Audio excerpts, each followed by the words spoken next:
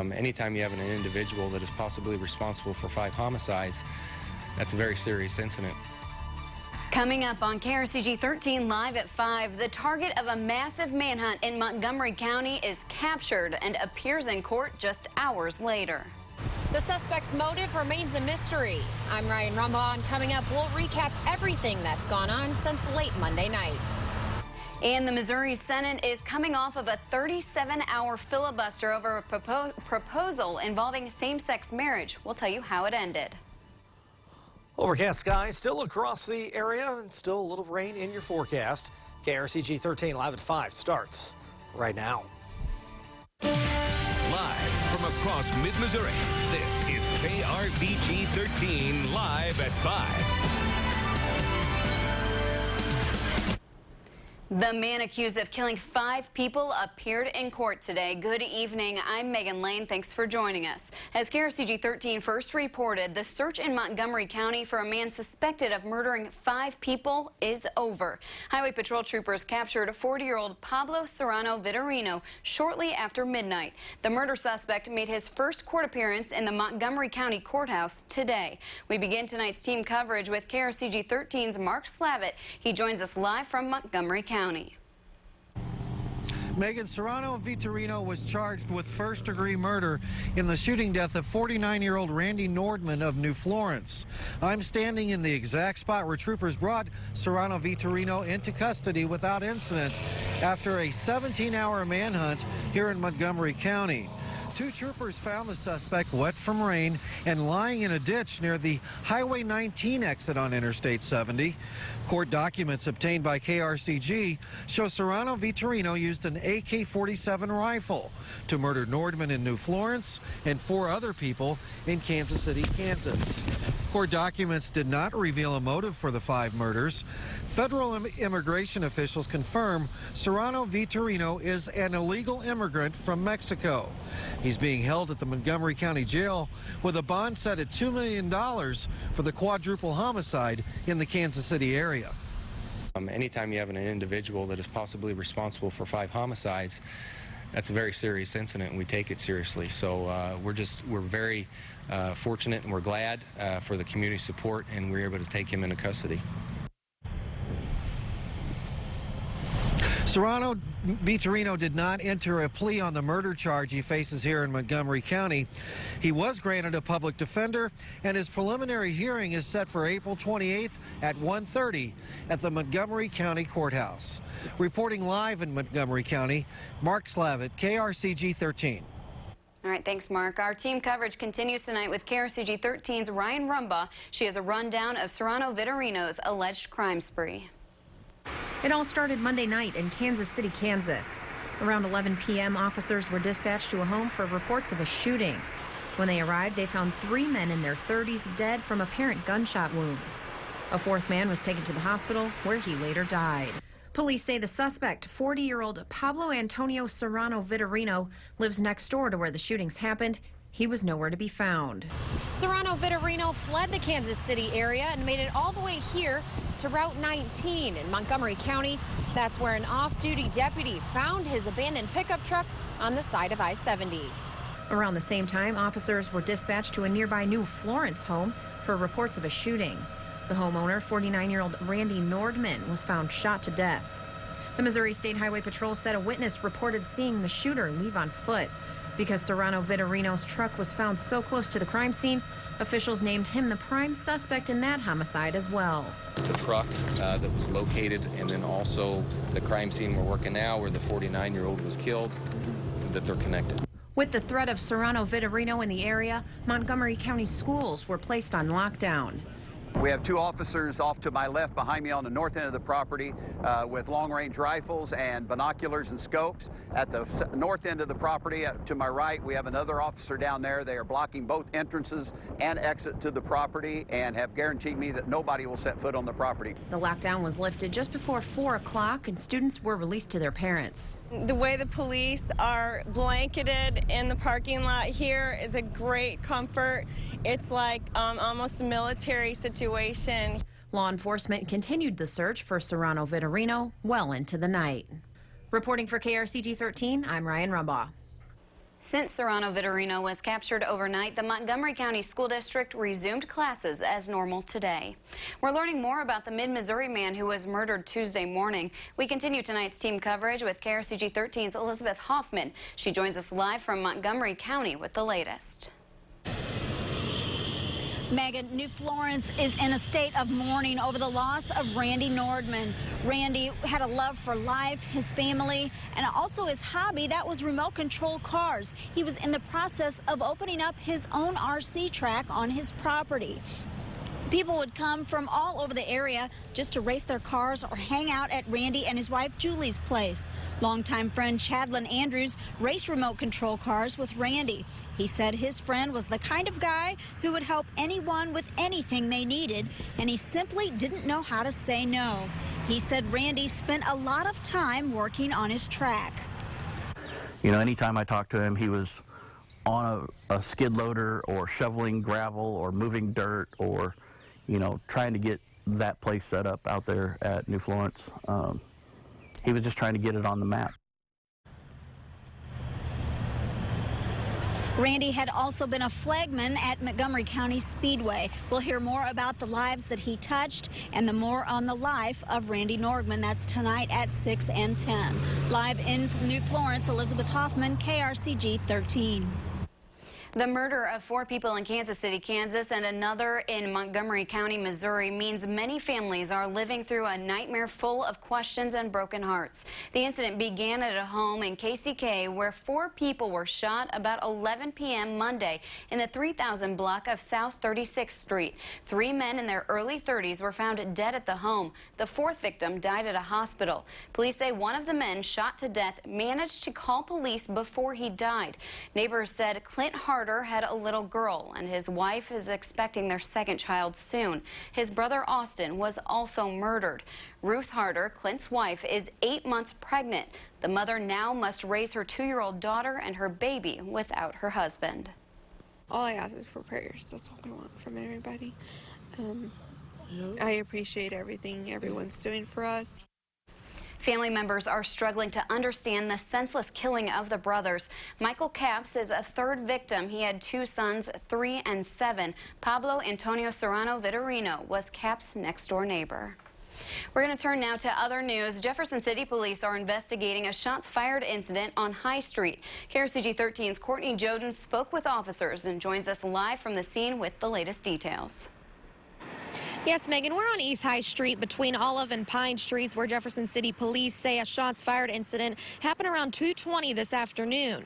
Now, details on the incident are slim at this time, but police say there were reports of individuals shooting out of a car window on East High Street.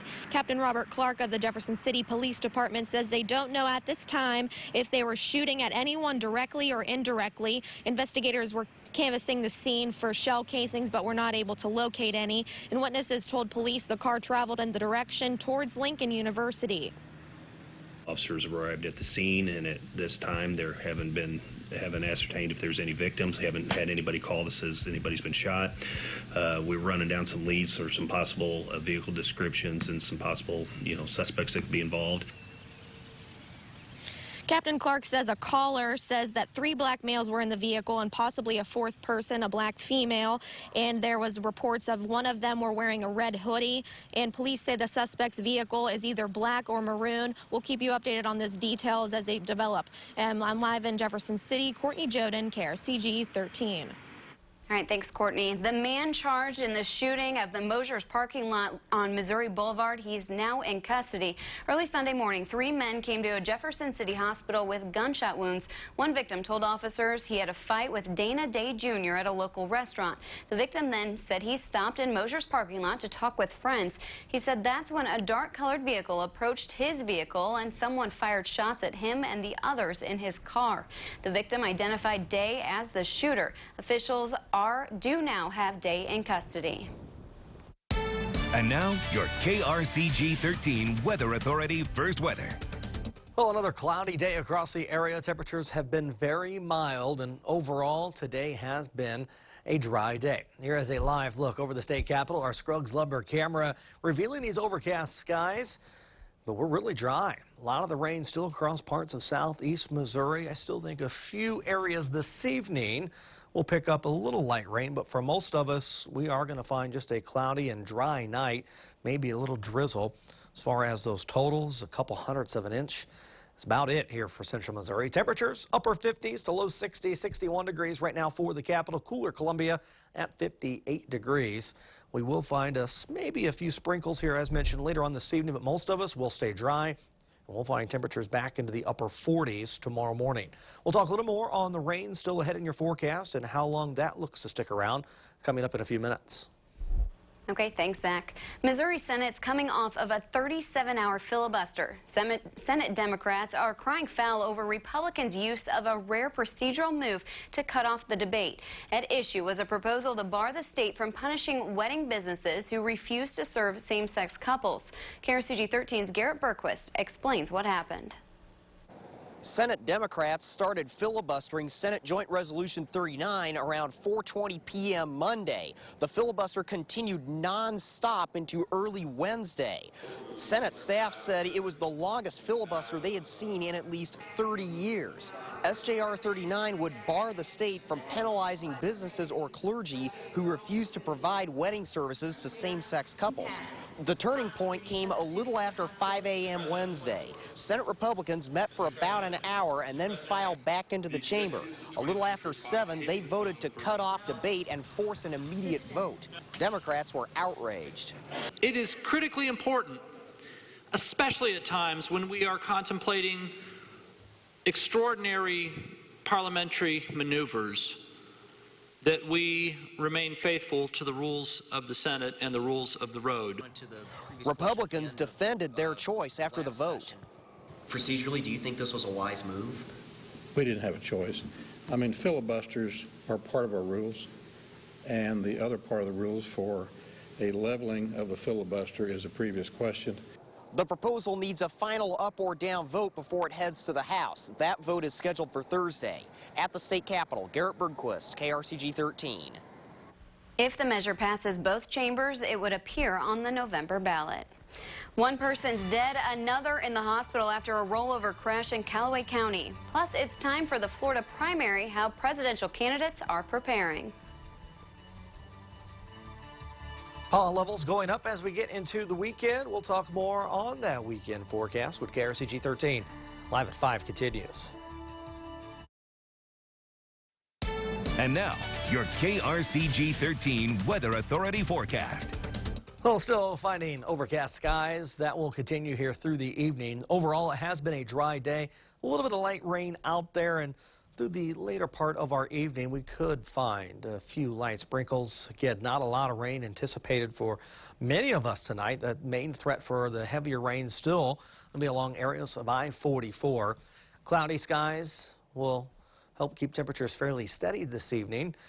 Winds out of the north will help send temperatures into the upper 40s tomorrow morning. Max 13 radar, dry right now. A couple light spots south of I-44, even a little bit more out towards Tipton, Versailles, Stover. You guys, maybe a few sprinkles here and there. Overall, we are dry right now, and we'll stay fairly dry here for a little while. Temperatures are in the 50s and 60s. Not too bad out there this afternoon. Just a little bit on the gray side. 58 degrees currently for Boonville. Columbia, 57. Cooler. Versailles right now. Jefferson City, we are checking in at 61 degrees. A look over the capital, our Scruggs number camera revealing those overcast skies. Winds out of the north to northwest at 6 miles per hour. Dew point still back into the 50s. And with some areas that do pick up some rain this evening, you might even run into a little bit of patchy fog between now and tomorrow morning. As far as the rain, well, the majority of it still down across the southeast, back into the Boot Heel. Cloudy skies across our area, stretching all the way back up into eastern Kansas. This system will slowly continue to drift to the east, but we're going to find another wave of some rain showers that are passed to our south, and that's why areas along I-44 still have the best chance for some of that rain here this evening. Here's the hour-by-hour forecast. It picks up on the heavier rain. Doesn't pick up as well on the rain that isn't here currently along I-44, but what that is indicating is that most of it is going to stay south. And so we will find a little bit of light rain moving in tonight through the early morning. Again, not everybody going to see this rain. It is going to be very scattered in nature and very light in nature as well. So overcast skies will continue through the majority of the day here for you Thursday. By Thursday afternoon, things drying out once again, very similar to what we've got today. But we'll actually find clouds clearing a little bit. So we could find a few peaks of sunshine Thursday afternoon. So we go into your Friday morning, we will find somewhat of a partly cloudy sky. Friday starts off on a dry note. Clouds will increase as we go through the afternoon. And by Friday evening, we'll find another chance for rain developing from the south to the north. Overall, though, the flash flood watches that were in effect for the area have now been canceled because the system has shifted more to the south and more to the east. So areas along I-44 to the south, still the ones expected to pick up a lot of that rain, and as you head into St. Louis this weekend as well. So overall for us, the next couple days are going to be dry, temperatures low to mid 60s. Warmer for the weekend. A few thunderstorms will be possible on Saturday. Daylight saving time begins this weekend as well, so Saturday night into Sunday. Before you go to bed, make sure you set your clocks forward 1 hour and change the batteries in your smoke detector. Okay, thanks, Zach. A crash in Callaway County kills one person. Coming up, we'll take you to the scene of the crash on KRCG 13, live at 5. One man's dead, another in the hospital after a rollover crash near Shamrock in Callaway County. KRCG 13 Stephanie Hirata joins us live in the studio with more information.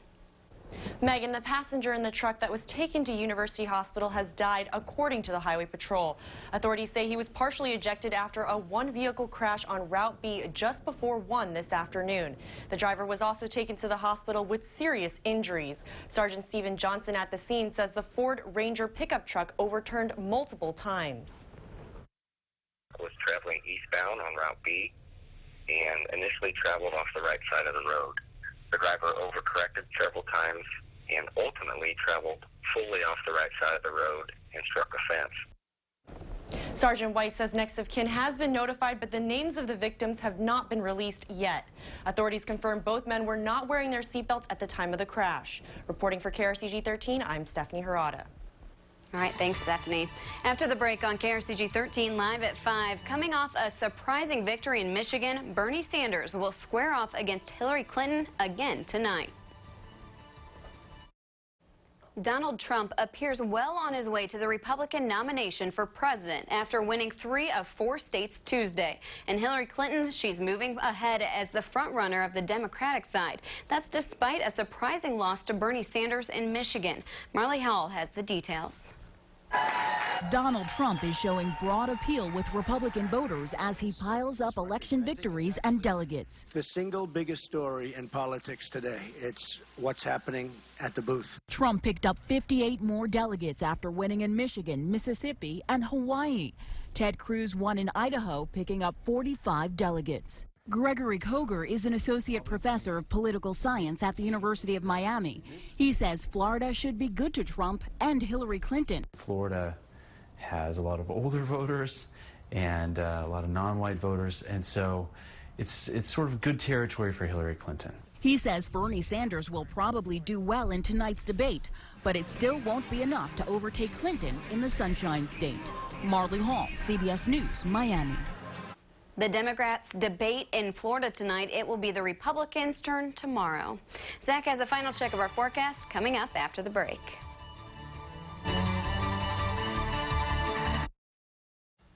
We could find a little light rain moving in later tonight. Most of us are going to stay dry. Temperatures will drop into the upper 40s tomorrow morning. Overall, looking for a dry Thursday, 61 degrees. Warmer for your Friday, but rain showers return late Friday night into the weekend. Keep those umbrellas handy. Absolutely. All right, that's it for us at 5. We'll see you at 6. Have a great night.